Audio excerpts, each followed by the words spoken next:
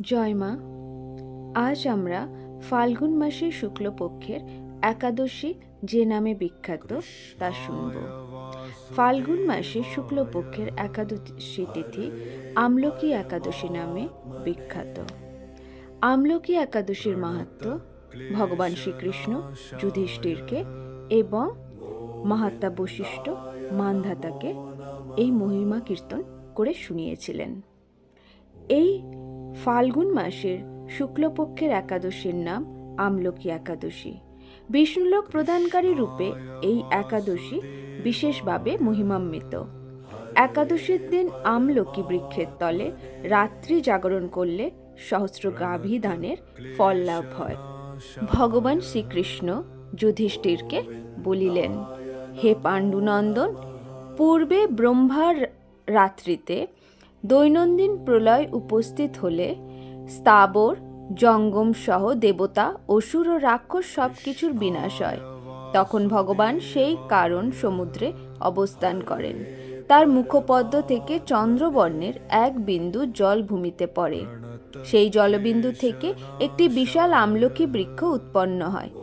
এই বৃক্ষের স্মরণ মাত্র গোদানের ফল, দর্শনে তাহার দ্বিগুণ এবং এর ফলাভক্ষণে 3 গুণ ফল লাভ হয়।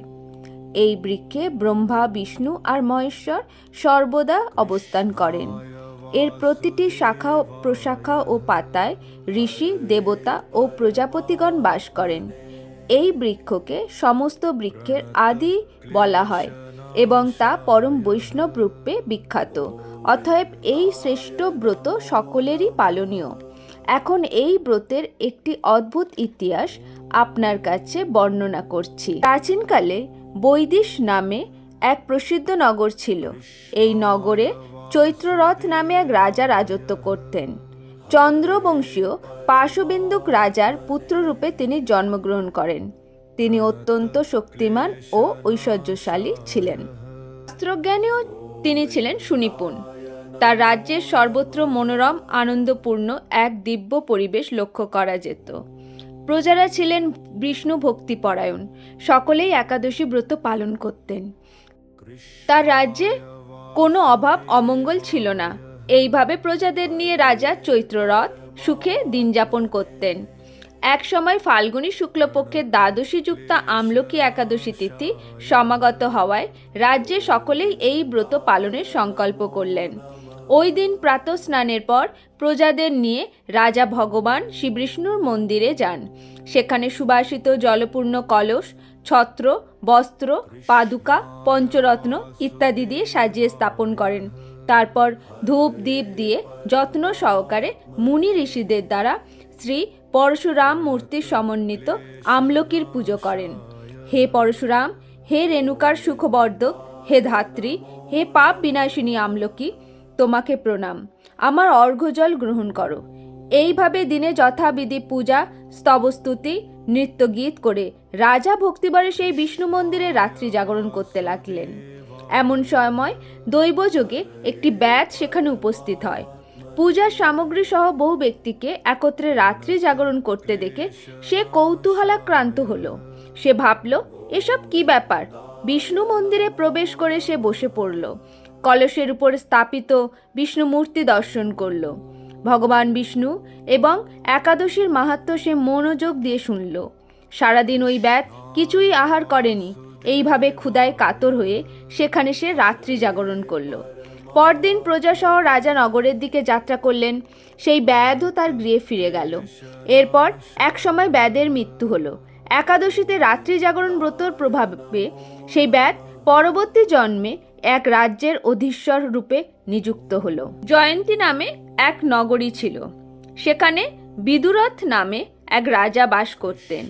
ওই ব্যাধ বিদুরথ রাজা মহাবলী পুত্র রূপে জন্মগ্রহণ করেন। তার নাম হয় বসুরথ।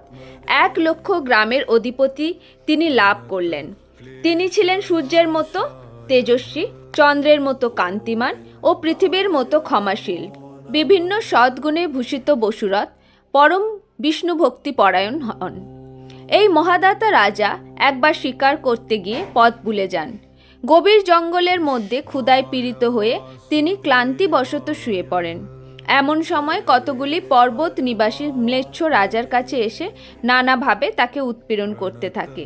রাজাকে তাদের শত্রু মনে করে তারা তাকে হত্যা করতে চেষ্টা করে।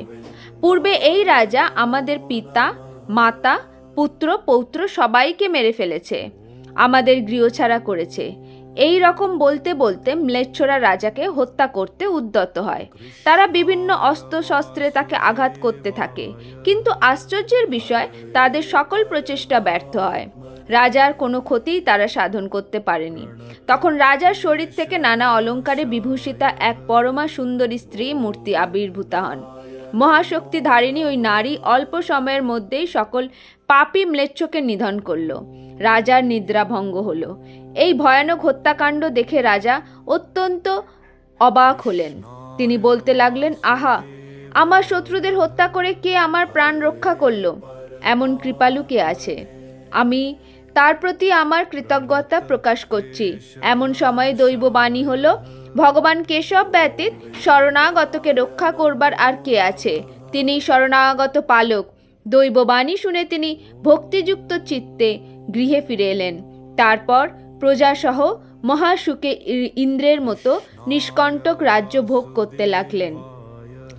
বশিষ্ঠ বললেন, হে রাজন, যে মানুষ এই পরম উত্তম আমলকি একাদশী ব্রত পালন করেন তিনি নিঃসন্দেহে বিষ্ণু লোক প্রাপ্ত হন। অর্থাৎ আমলকি একাদশী ব্রতের দিন আমলকি গাছের নিচে রাত্রি জাগরণ করলে তিনি বিষ্ণু লোক প্রাপ্তি হন মৃত্যুর পরে। হরে কৃষ্ণ।